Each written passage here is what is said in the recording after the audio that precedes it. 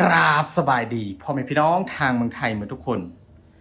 ไปเบิ่งคลิปกันเลยบ่พิมพ์กับบ่เคยฮู้เคยเห็นมาก่อนแล้วก็คลิปที่หลายคนจะเห็นต่อไปนี้มีชาวอินโดคนอินโดแล้วก็คนเอเชียถึงกับอึ้งทึ่งกันเลยทุกคน เพราะว่าประเทศไทยรวยแค่ไหนถึงต้องได้แจกนมฟรีให้กับน้องๆนักเรียนทั่วประเทศแบบนี้ทุกมื้อทุกวันกันเลยทุกคน ซึ่งว่าคลิปต่อไปนี้ทุกคนก็คือโอ้โหการแจกเมืองไทยมอบสิ่งดีๆให้กับน้องๆนักเรียนนักศึกษาทั้งเด็กทั้งผู้ใหญ่ทุกคนเดี๋ยวคลิปนี้บ่พิมพ์ต้องขอบอกก่อนทุกคนบ่พิมพ์ข้ออนุญาตเบลอคลิปไว้นิดหน่อยนะเพราะว่าอาจจะเห็นหน้าเด็กเยอะเกินไปอาจจะผิดกฎของบานแดงนะทุกคนก็คือว่านี่คือคลิปที่บ่พิมพ์ได้พยายามเอามาให้ทุกคนได้เบิ่งว่าก็คือประเทศไทยมีโครงการแจกนมฟรีและการแจกนี้บ่ได้แจกแบบง่ายๆทั่วไปนะทุกคนก็คือว่าแจกทุกวันกันเลยมีการแจกให้ตั้งแต่เข้าโรงเรียนจนถึงปิดเทอมก็คือน้องๆได้เอานมข้นเอานมกลับบ้านนี่คนละลังเลยทุกคนเห็นบ่อันนี้ก็คือช่วงที่ว่าปิดเทอมนะทุกคนก็คือแจกกลับบ้านไปก็ยังได้กินมาโรงเรียนก็ยังได้กินนมนะทุกคนก็คือนมแต่ละยี่ห้อแต่ละอย่างที่มาแจกก็เป็นนมที่แบบดังๆแล้วก็เป็นนมที่แบบคุณภาพดีๆทั้งนั้นเลยนะทุกคนการแจกแบบนี้ก็ทำมา34 ปีแล้วนะ30ก็40 กว่าปีแล้วทุกคนเป็นโครงการดีๆของในหลวงร.9ตามที่ว่าพิมพ์ได้ฮู้มานะทุกคนซึ่งว่าหลักๆก็จะเป็นนมยี่ห้อดังนะทุกคนเป็นนมของอะไรนะไทยแดนมาร์กเนี่ยประมาณนี้แหละแล้วก็มีอีกตึมไล่แบรนด์ที่ว่าไปช่วยแจกฟรีให้กับน้องๆซึ่งว่าชาวอินโดท่านหนึงทุกคนเข้าได้มาเที่ยวประเทศไทยแล้วเข้าสงสัยนะว่าทำไมประเทศไทยเด็กไทยถึงว่ามีความสูงหรือว่าสูงผิดปกติทั้งๆที่เป็นคนเอเชียแต่ว่ารูปร่างนี้สูงยาวเกิดจากอะไร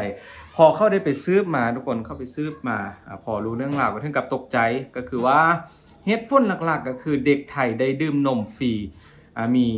รัฐบาลไทยหรือว่าเมืองไทยแหละมีการแจกให้กินทุกโรงเรียนแล้วก็ได้กินทุกวันนะทุกคนเห็นบ่เด็กๆแต่ละคนก็ได้กินตั้งแต่เล็กเลยตั้งแต่อนุบาลพุ่นแหละทุกคนเฮ็ดให้ร่างกายของเขานั้นก็คือว่าสูงเจริญเติบโตแบบมีคุณภาพเห็นบ่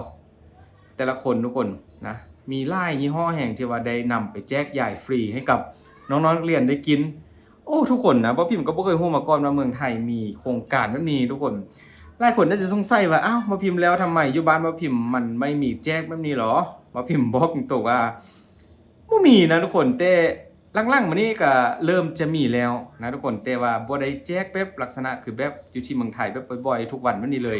ก็คืออยู่บ้านของบ่พิมพ์ก็สมมุติว่าถ้าว่านักเรียนเรียนจบหรือว่าเข้าโรงเรียน1 ปีประมาณ10 เดือนก็จะได้แจกอยู่ประมาณ1หรือ2ครั้งนี่แหละแต่ว่าบ่มีทุกโรงเรียนนะทุกคนจะเป็นโรงเรียนที่แบบค่อนข้างจะเกรดดีนิดนึงก็คือแบบนานาศาสตร์เนี่ยประมาณนี้นะจะมีแต่ว่าเป็นโรงเรียนทั่วไปแบบคือแบบอยู่ที่เมืองไทยนี่เมืองไทยจะมีแจกให้ทุกโรงเรียนแบบนี้เลยตามที่ว่าพิมพ์ได้ไปเจอคลิปมานะทุกคนอยู่บ้านของว่าพิมพ์จะบ่มีแบบนี้ทุกคนอันนี้พูดให้ฟังนะเผื่อว่าหลายคนอาจจะยักตั้งคำถามว่าทำไมว่าพิมพ์เพราะว่าบ่พิมพ์ได้มาเห็นทุกคนนะก็คือตกใจเลยบอกอันนี้เขาบอกว่าหลังจากปิดเทอมนะทุกคนก็จะมีการแจกจ่ายนมให้กับน้องๆคนกลับบ้านเป็นลังเป็นกองกันเลยทุกคนนี่แล้วก็น้องยังมีมัธยมทุกคนมัธยมก็เรียกว่าเป็นหนุ่มๆสาวๆขึ้นใหม่นั่นแหละก็มีการแจกนะทุกคนแจกไปถึงมหาลัยกันเลยมหาลัยก็แจกทุกคนสุดยอดหลายนะก็คือเมืองไทยแบบเขามีหลากหลายโครงการนะตามที่แบบได้เจอคลิปมาได้เห็นคลิปมาก็รู้สึกว่ามันเป็นอย่างที่แบบดีแฮงนะกับการส่งเสริมนี่นมยี่ห้อดังทุกคนนี่ก็ตามที่ว่าพิมพ์รู้มาว่านี่เป็นโครงการของในหลวงร.9บ่ที่ว่ามีการมอบนมยี่ห้อนี้ให้ทุกคนก็คือไทยแดนมาร์กนั่นเองนะก็คือเป็นนมที่แบบโอ้โหอยู่ที่เมืองลาวก็นิยมแฮงนะคนเด็กๆเด็กๆก็ชอบกินนมแดนมาร์กนี่หลายแฮงทุกคนแล้วก็ไปหลากหลายโรงเรียนเลยสิ่งที่ทุกคนเห็นนี่ก็อาจจะเป็นเพียงแค่ส่วนหนึ่งเพียงแค่ส่วนหนึ่งที่ว่าได้เห็นอยู่ในคลิปนะคนแต่ว่าในความเป็นจริงแล้วมันจะมีเยอะมากทุกคนนะหลายคนก็ถึงกับอึ้ง การทำแบบนี้ก็มันบ่ค่อยมีดอกว่าพี่มั่นใจเลยว่าอยู่ทั่วทุกในโลกนี้นะที่แบบมีโรงเรียนหรือว่าประเทศอื่นที่ว่าเขาจะมีการแจกอาหารเครื่องดื่มโดยเฉพาะก็เป็นเรื่องของนมนี่แหละให้เด็กๆนักเรียนมันมีทุกวันนะทุกคนทุกวันทุกเดือนเนี่ยนะก็คือว่าพี่มั่นใจเลยว่ามีเพียงแค่ประเทศไทยประเทศเดียวเท่านั้นที่ว่าทำแบบนี้นะทุกคนบ่ได้แจกแบบเล็กๆน้อยๆนะคนไปเป็นคันรถเลยทุกคนแล้วก็หลายคันอีกเอาไปแจกก็โอ้โหหลายกล่องนะหลายกล่องหลายแพ็คกันเลยนี่แล้วก็นอกจากนั้นทุกคนน้องๆที่ว่าเห็นนี่ก็คือแบบได้รับจากทหารนะพี่ๆทหารเขาก็ยังมีการแจกให้ได้ทุกคนพี่ๆทหารเขาก็ได้นมมาแล้วก็เข้ามาแจกยายให้กับน้องๆนักเรียนก่อนจะไปเรียนก่อนจะไปโรงเรียนนะทุกคนแจกให้ครบทุกคนนะแล้วก็นอกจากนั้นก็ยังมีต่อไปก็อาจจะเป็นตำรวจนะทุกคนตำรวจก็มีนี่บ่พิมพ์เมื่อไปเจอคลิปมาทุกคนอยากเอามาฝากเขาว่าแต่ละวันต้องได้มาแจกยายนมนี่แหละให้น้องๆนะทุกคนพี่ๆทหารตำรวจที่ว่าเข้าได้บอกอยู่ในคลิปนะทุกคนนี่แล้วก็มอบให้เลือดเท่าไหร่ก็ไปแจกกันนะทุกคนซึ่งว่าโครงการดีๆแบบนี้ก็ตามข้อมูลที่บอกมาก็คือว่าทำมาแล้วประมาณ34ปีทุกคนนะอันนี้ตามที่ว่าพิมพ์ได้รู้มาทุกคนแต่บ่ฮู้ว่าจะทำแบบนี้มานานแค่ไหนแล้วแต่ว่าในข้อมูลก็บอกแบบนั้นทุกคนนี่มากันต่อทุกคนแต่เราโรงเรียนก็อาจจะได้นมที่แบบแตกต่างกันไปนะค้นมา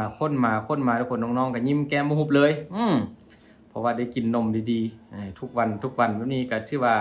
โอ้ยหาไส้บ่ได้แล้วประเทศไทยนี่ความจริงนะทุกคน ว่าพิมพ์ก็ว่าคนไทยนี่โชคดีแฮงโชคดีหลายแหละที่แบบมันการใช้ชีวิตนะทุกคนว่าพิมพ์เท่าที่ทำคลิปมาเยอะมากๆนะทุกคนว่าพิมพ์ได้รู้หลายเรื่องราวเกี่ยวกับคนไทยเกี่ยวกับประเทศไทยแบบอะไรมันก็คือว่าสะดวกสบายไปหมดนะทุกคนการคิดการกระทำของคนไทยมันจะรู้สึกว่ามันต่างจากหลายๆประเทศที่เขาชอบทำกันนะทุกคนแล้วก็เป็นการทำที่แบบเกิดผลดีมีประโยชน์ต่อกับสังคมต่อกับสังคมแล้วก็ต่อกับตัวเอง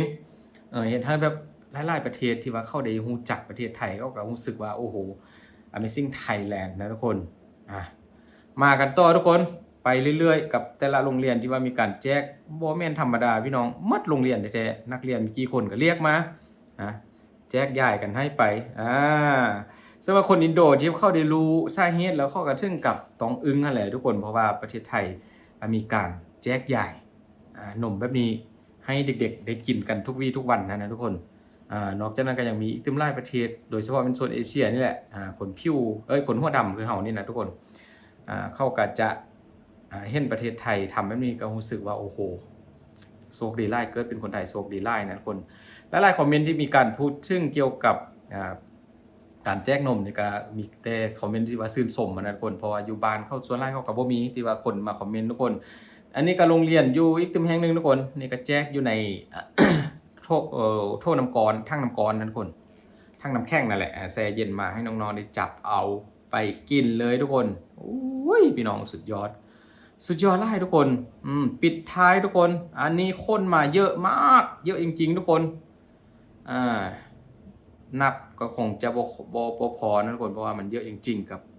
นมที่ว่าคนมาเป็นลังเห็นบ่เขาใส่รถขนส่งขนาดใหญ่นี่เลยทุกคนมาส่งทั้งทีแล้วก็จะมีการแกะเกี่ยมแจกใหญ่ให้กับน้องๆได้กินได้ดื่มกันทุกคนดื่มนมให้มีประโยชน์นมดีๆจากประเทศไทยกับโครงการดีๆที่ในหลวงเพิ่นได้มอบให้นะทุกคนนี่ก็บ่พิมพ์โอ้โหบ่เคยฮู้มาเห็นบ่เคยเห็นมาก่อนว่าจะมีโครงการแบบนี้ทุกคนก็ต้องขอบใจ FC หลายคนที่ว่าดูคลิปของบ่พิมพ์จนจบก็คือมีหยังก็ติชมกันได้ทุกคนกับบ่พิมพ์ก็ยังอีกตึมหลายเรื่องที่ว่ายังบ่ทันฮู้เกี่ยวกับประเทศไทยผู้ใด FC ท่านใดอยากให้บ่พิมพ์ทำคลิปอะไรยังไงก็สามารถคอมเมนต์บอกบ่พิมพ์กันได้อยู่ที่คอมเมนต์นะทุกคนเดี๋ยวบ่พิมพ์จะไปหาคลิปมาทำให้ดูแล้วก็ขอบคุณอีกครั้งนึงที่ว่าช่วยกดไลค์กดแชร์ช่วยดูโฆษณาทุกคนช่วงนี้ก็ยอดตกแฮงขอให้ทุกคนดูโฆษณาบ่พิมพ์เด้อ1คนต่อ1โฆษณาก็ยังดีทุกคนขอบคุณหลายๆทุกคนรู้แล้วสาเหตุว่าเด็กไทยทำไมฉลาดใหญ่ยาวข้าวดีก็เพราะว่าพวกเขาได้ดื่มนมฟรีจากรัฐบาลไทยมอบให้แล้วก็จากหลายๆองค์กรมอบให้